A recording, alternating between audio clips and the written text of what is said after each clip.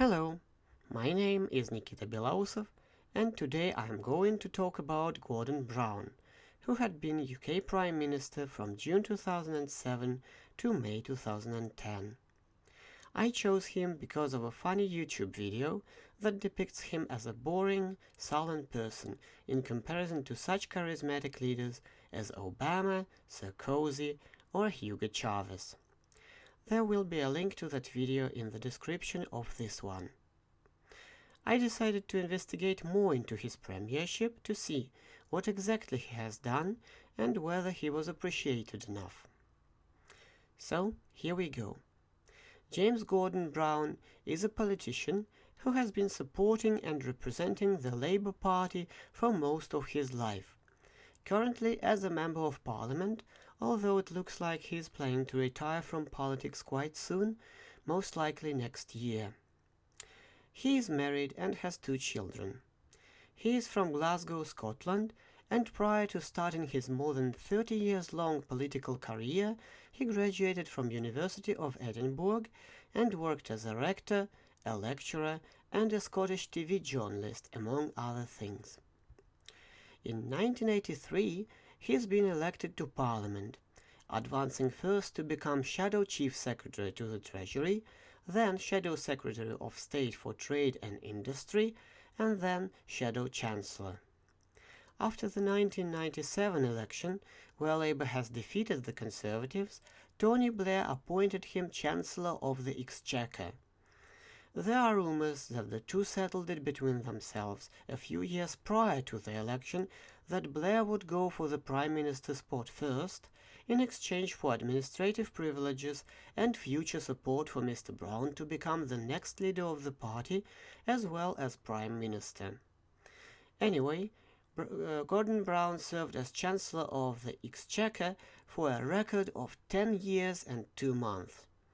Some of his most known decisions at the time include giving operational independence to the Bank of England, reducing and then abolishing the starting rate, and selling circa half of UK gold reserves in 1999, when gold prices were at their lowest. That is why one of the nicknames people and the media gave him is Golden Brown.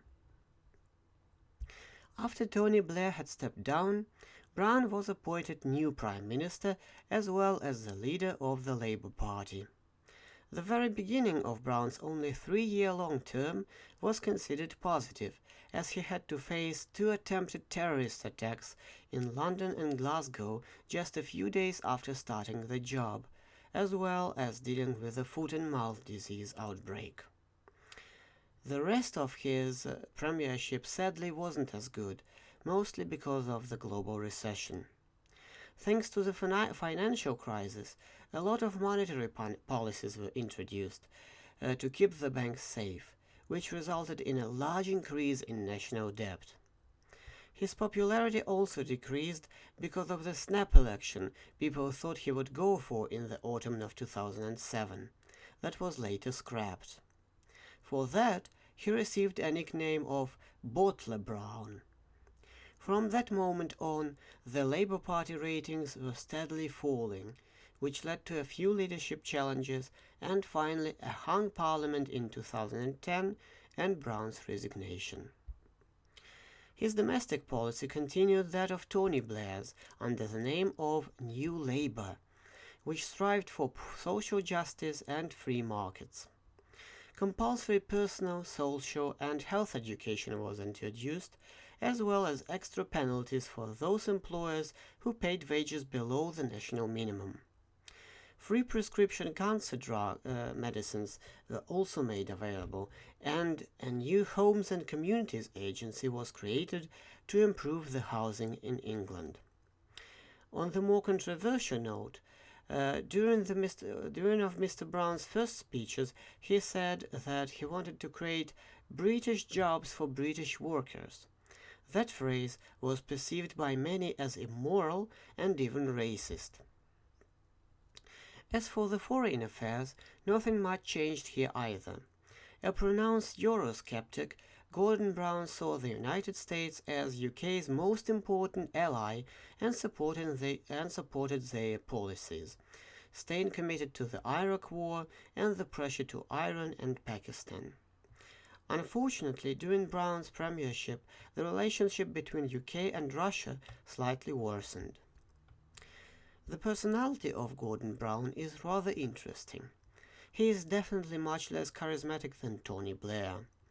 The press calls him naive, angry, and moody, and there are even claims of him physically attacking his staff, together with evidence that he described a pensioner as a bigoted woman after the televised debates. Nevertheless, his views on climate change and social justice make him seem like a decent person overall. My personal opinion is that he's been underestimated as Prime Minister because of the financial crisis, which would make anyone except for the most gifted and clever politicians worse than they really are. It is also worth mentioning that his recent speech on the Scottish referendum for independence played a rather big role in its results. I guess that this would be it for now. Hopefully the video went okay, and thank you very much for watching. Goodbye.